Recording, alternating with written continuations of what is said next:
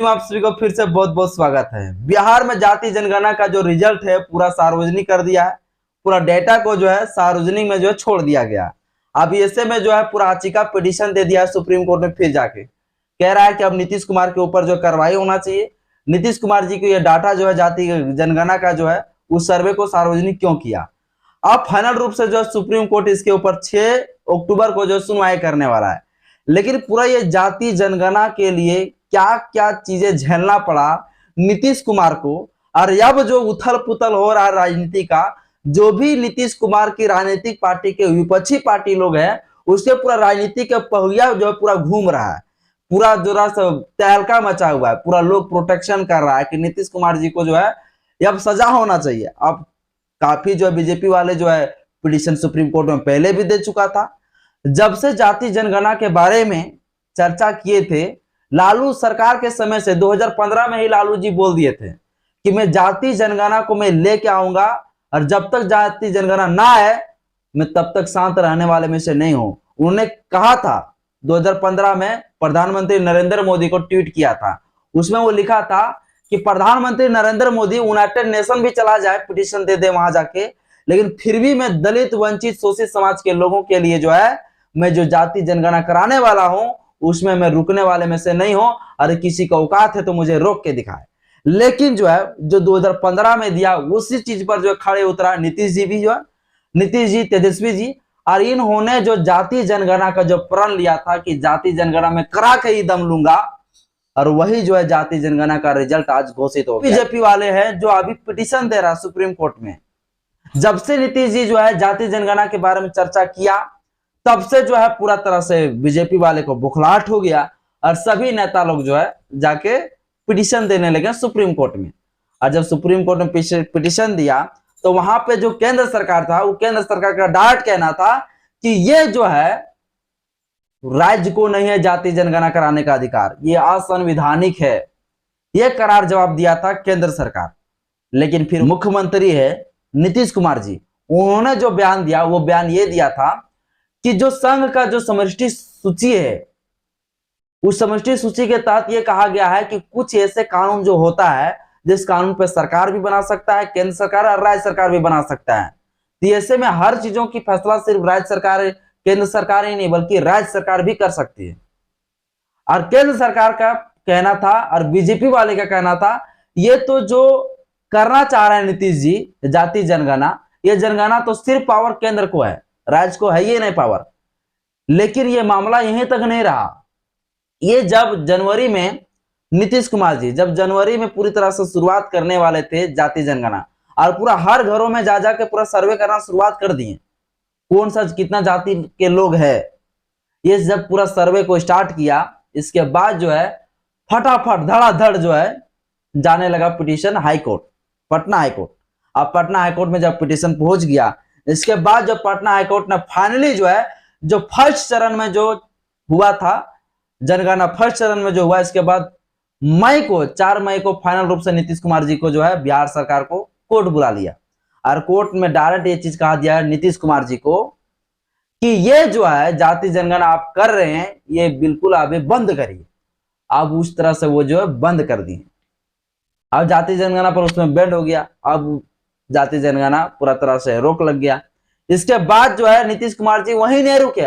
अब नीतीश कुमार जी जो है हाई कोर्ट के लिए जो है कि हाई कोर्ट ने मुझे रोक दिया जाति जनगणना करने के लिए, इसीलिए अब जो हाई कोर्ट के खिलाफ में जो है चले गए सुप्रीम कोर्ट। अब जब सुप्रीम कोर्ट में चले गए तो उस समय पूरा मामला जो था वो हाई कोर्ट में पूरा मामला जो है उसमें लंबित ही था, पूरा सुनवाई भी नहीं हुआ था। सुनवाई होने ही वाला था, कुछ समय बाद सुनवाई होता, लेकिन ये इतना समय तक वेट नहीं किए नीतीश जी। अब नीतीश जी पहुंच गए सुप्रीम कोर्ट, और जब सुप्रीम कोर्ट में पहुंचा तो सुप्रीम कोर्ट में जाने बाद सुप्रीम कोर्ट ने डायरेक्ट इनकार किया कि ये जो मामला है ये मामला जो है निचली अदालत का है, हाई कोर्ट का है। पहले हाई कोर्ट को जो है अपना जो लंबित मामला है उसको सुनवाई करने दीजिए, इसके बाद हम सुनेंगे। सही बात है, जब हाई कोर्ट जब काम नहीं बनेगा तब सुप्रीम कोर्ट जाना चाहिए।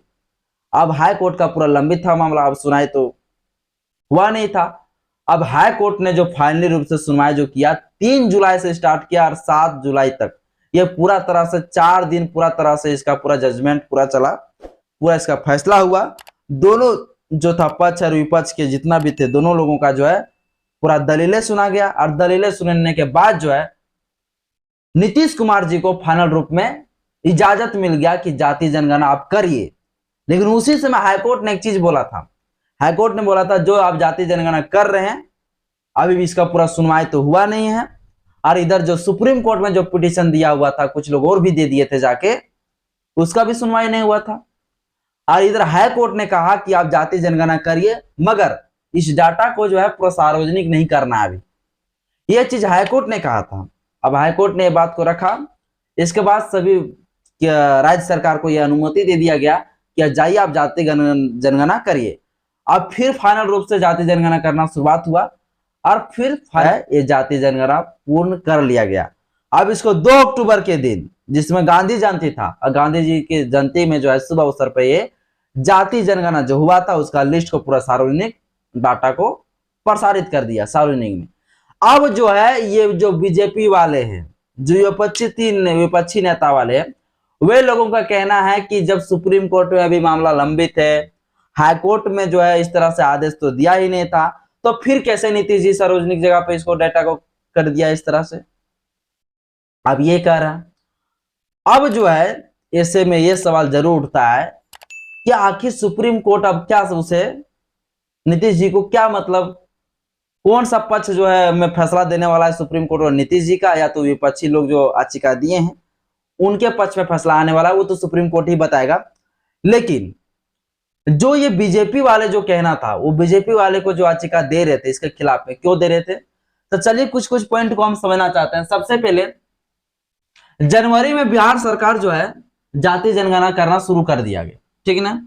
पटना हाईकोर्ट ने राज्य के पास जाति जनगणना, पटना हाईकोर्ट ने डायरेक्ट कहा कि राज्य के पास, सबसे पहले देखिए जब पटना हाईकोर्ट में यह सुनवाई हुआ था तो सबसे पहले 4 मई को कहा था कि पटना हाईकोर्ट यानी कि राज्य सरकार को कभी भी जाति जनगणना करने का अधिकार नहीं है, ये सिर्फ केंद्र सरकार को है। और यही पटना कोर्ट है जो पटना हाईकोर्ट फिर बोलता है 3 जुलाई को कि आप जाति जनगणना कर सकते हैं। बहुत सारे जजमेंट को पढ़ा, इसके बाद जो उचित रूप से फैसला जो है 4 मई के बाद मई जून जुलाई में जो दिया फैसला, इसके बाद फाइनल रूप से जो है फिर जनगणना करना शुरू किया। लेकिन पटना हाईकोर्ट ने सबसे पहला क्या बोल दिया था कि राज्य के पास जाति जनगणना करने का शक्ति नहीं है। जो बीजेपी वाले भी इस बात को कहते थे कि राज्य के पास जो है जाति जनगणना करने का मतलब शक्ति नहीं है। इसके बाद बीजेपी वालों को यह भी कहना था कि जो निजता का जो अधिकार है वो निजता का अधिकार का उल्लंघन हो जाएगा यदि इस तरह से जाति जनगणना होगा। तो अब कैसे निजता का अधिकार उल्लंघन हो जाएगा भाई, ये तो जो बीजेपी वाले बोल रहे हैं वही लोग बता पाएंगे। जो बीजेपी ने कहा वही चीज हाईकोर्ट भी बोला था 4 मई को, और फिर जो 4 मई को रोक लगा दिया गया था नीतीश कुमार को कि जाति जनगणना नहीं होना चाहिए, लेकिन फिर से जाति जनगणना हो गया। 4 मई को पटना हाईकोर्ट ने इस पर रोक लगा दिया था, है ना। अब देखिए ऐसे में यह सवाल जरूर उठता है कि जाति जनगणना करना कितना जरूरी है, क्या जरूरी था या नहीं था। तो जो नीतीश कुमार जी है उसका यह कहना था, तेजस्वी जी का यह कहना था, लालू जी का यह कहना था, या लालू यादव, तेजस्वी यादव, नीतीश कुमार, ये बहुत समय से जो है इसका जो जाति जनगणना के ऊपर वो लोग चर्चा कर ही रहे थे। ये लोग का कहना था कि जातीय जनगणना होना इसलिए जरूरी है, जब एक जानवर की जब गिनती हो सकता है तो जाति की जनगणना क्यों नहीं हो सकता है। कम से कम ये तो पता चले कि इस देश में कौन सा जाति लोग जो है सबसे कमजोर वर्ग है, कौन सा जाति के लोग जो है मजदूरी करते हैं, कौन सा जाति के लोग जो है कचड़े फरेश करते हैं, कौन सा जाति के लोग सुप्रीम कोर्ट में ज्यादा है, कौन सा जाति के लोग ज्यादा सरकार की तंत्र में ज्यादा लोग है। तो कम से कम सरकारी प्रशासनिक व्यवस्था में सबसे ज्यादा किसका लोग कब्जा में है, कौन सा जाति लोग है कब्जा में। सीधी से कहना था बिहार सरकार का, जिसकी जितनी हिस्सेदारी उसकी उतनी भागीदारी। और यही मामला जो 2015 में जो है लालू जी उठा दिए थे कि मैं जाति जनगणना में करके रहूंगा, चाहे यूनाइटेड नेशन का मोदी जी चला जाए मेरे खिलाफ में वहां पिटीशन क्यों ना दे दे, लेकिन मैं जाति जनगणना में करके रहूंगा। यही चीज चुनौती खाए थे, मैं जाति जनगणना करा के ही दम लूंगा, ये बात को बोले थे नीतीश जी, लालू जी 2015 में।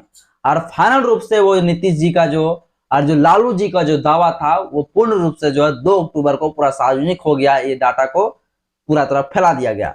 अब मानिए सबसे ज्यादा जो ओबीसी को जनसंख्या पाया गया, अब ओबीसी के जनसंख्या सबसे ज्यादा जब आया तो ओबीसी के कितना लोग है जज में, कितना लोग है सरकार के तंत्र में, ये तो सरकार तो तय करेगा ही। यदि वो लोग नहीं है उस जगह पे तो उसको वहां कैसे डाला जाए। सरकार अब आनी के जातीय जनगणना करने के बाद ये सरकार को जरूर पता चल गया कि कौन सा लोग कहां पर कितना लोग हैं, कितना लोग दलित वंचित समाज के लोग कहां पे हैं। ये सभी लोग जो है के प्रति अब सरकार पूरा बजट लाएगी और बजट के तहत उसको उठाने का प्रयास करेगा। सरकारी जगहों पे भरने के लिए सरकार कोशिश करेंगे। तो ये जाति जनगणना जो करना था उनके लिए बहुत ज्यादा जरूरी था। यदि ये मोदी सरकार ये कहता है, केंद्र सरकार ये कहता है, बीजेपी सरकार ये कहता है कि जाति जनगणना नहीं होना चाहिए, तो क्यों नहीं होना चाहिए, इस पे भी सवाल होता है। ये जातियां किसने बना दिया? क्या नरेंद्र मोदी जी जो है, जो मोदी है वहां पे पासवान लिखेंगे? क्या जहां मोदी है वहां चमार लिखेंगे? नहीं लिखेंगे, क्योंकि वो जाति को पकड़ के चले हैं। तो जब जाति को पकड़ के चले हैं तो जिसकी जितना हिस्सेदारी उसको उतना भागीदारी तो मिलना चाहिए, इसका तो सुनिश्चित होना चाहिए। तो साथियों फाइनल रूप से आप लोग को यह समझ में आया होगा कि जातीय जनगणना जो है वो बिल्कुल सही है, गलत नहीं है। जातीय जनगणना होना भी जरूरी था। 2011 में जातीय जनगणना हुआ है। इसके बाद जब से 2014 से जो है माननीय प्रधानमंत्री नरेंद्र मोदी जी जब आए हैं तो एक बार भी जातीय जनगणना नहीं हुआ है। तो केंद्र सरकार क्या जातीय जनगणना करा पाया? जो कॉमन जो जनगणना होता वो भी जनगणना नहीं हुआ, तो जातीय जनगणना तो छोड़ो, कॉमन जनगणना भी सरकार नहीं करा पाया है। अब पता कैसे चलेगा भाई?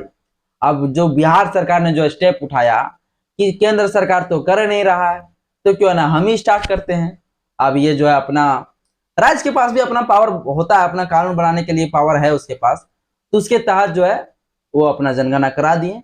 अब 6 अक्टूबर का इसके ऊपर जो है नीतीश कुमार जी को वहां बुलाए हैं सुप्रीम कोर्ट में क्या फैसला होता है अगला वीडियो में आपको जरूर बताएंगे। आज की इस वीडियो में इतना ही। वीडियो यदि अच्छा लगे लाइक करिएगा, चैनल को सब्सक्राइब करिएगा, दोस्तों पास शेयर जरूर।